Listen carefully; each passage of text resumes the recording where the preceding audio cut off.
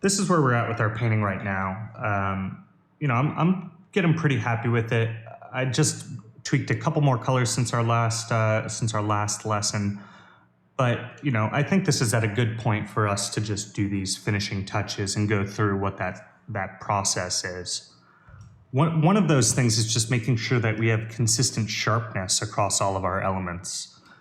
There's areas here where you can just see, some elements were sharper than others. We have these blurry areas, and that's just something I want to get consistent.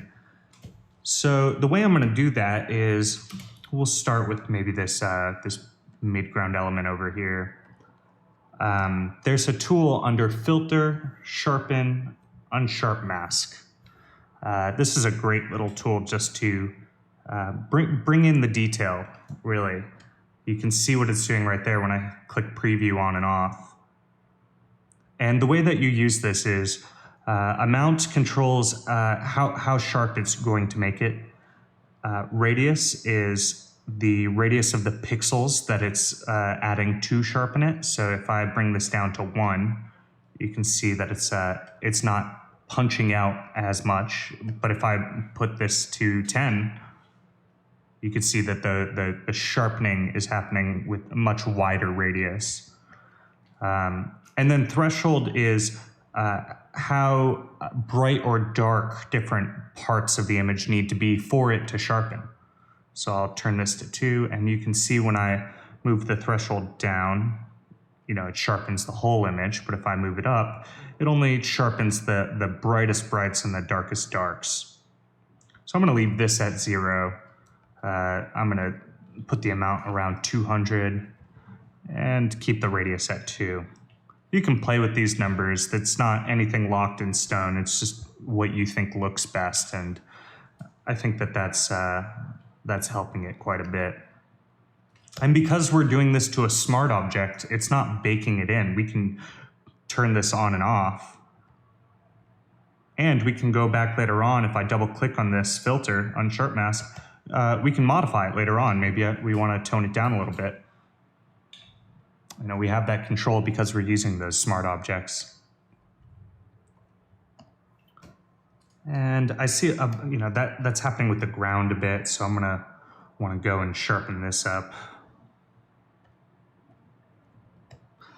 And now that we did that once, we can hit Control F, and it brings up sharpening again, or Unsharp Mask again. Control F is the hotkey to just redo whatever the last filter you did.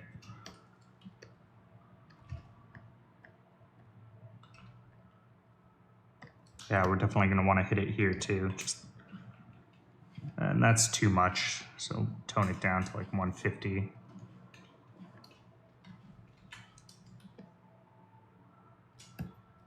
Another thing you can do with this is if I undo that, I'll just create a copy of this image, and I'll just put it right above it, sharpen this, and now we can play with the opacity of the sharpening image.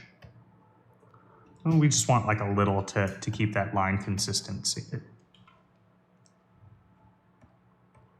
So I think that's pretty good. And then the last thing is just doing the final color corrections and effects on top of the whole image that's going to bring it all together.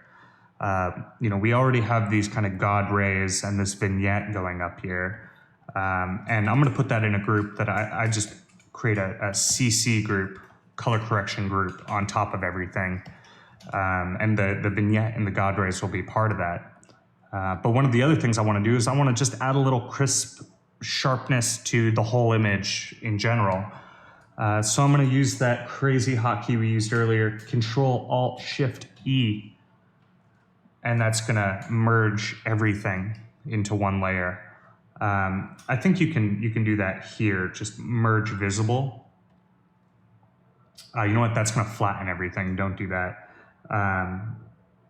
Yeah, I don't know where the actual button is for it, but Control-Alt-Shift-E will merge everything into a new layer.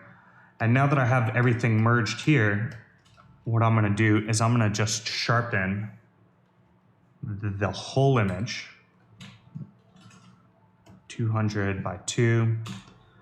And this looks way too harsh, but that's okay, because what we're gonna do is I'm gonna create a hue saturation, and I'm gonna take the saturation all the way down.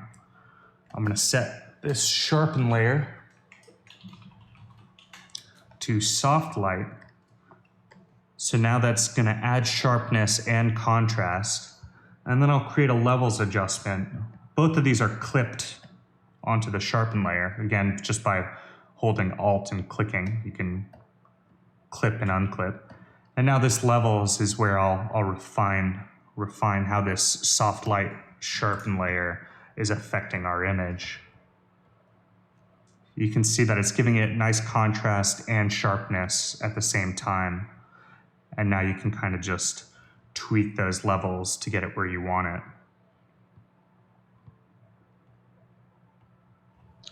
And if things are getting a little too dark in those edges with that vignette, I can just create another soft light layer over here, set it to soft light, and I'll go with a nice soft, just the default brush, but make it really soft. Grab a color here, and just kind of bring back in those details that we're losing from that contrast.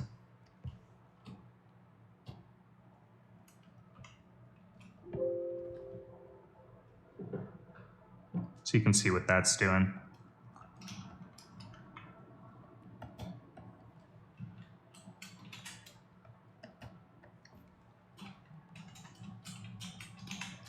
And then I'll do one last levels adjustment. And this will be CC, color correction, all. And this is just my final color correction to get all the colors where I want it and really just bring it all together. And I'm gonna pull up my color reference. So I have this.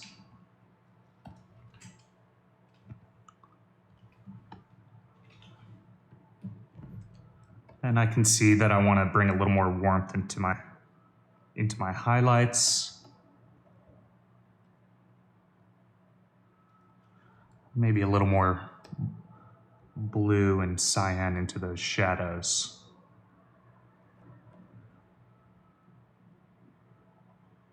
You know, and by adding this levels adjustment on top of everything, it's really just merging it all together.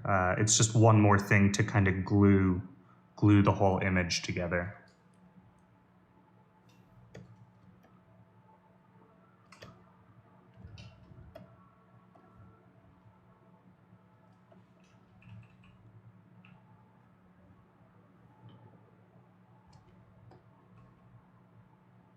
I'm pretty happy with that.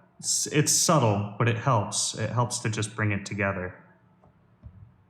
And that's pretty close to what we originally set out for with this original image. You know, maybe with this soft light, we can make the top of the sky a little darker to hit it a little more, or maybe even just emphasize some of that light play happening. But you know, we don't need to do that, and we also have to be careful about overworking something. And you can see just those final color corrections and everything they do to this image to kind of glue it together.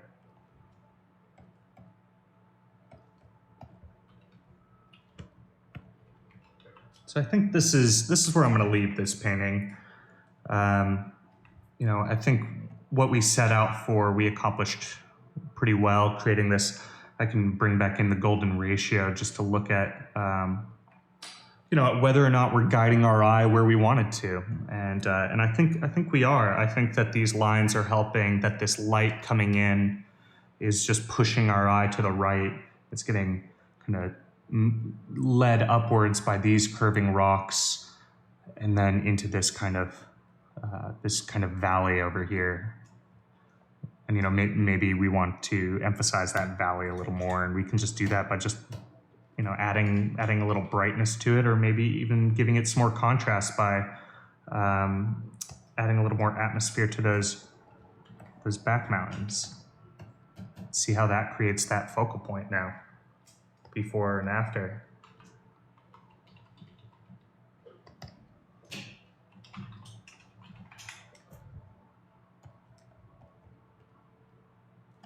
Cool. So I think that's it for this demo, and next we'll go through the homework and do a little recap of everything we did this lesson.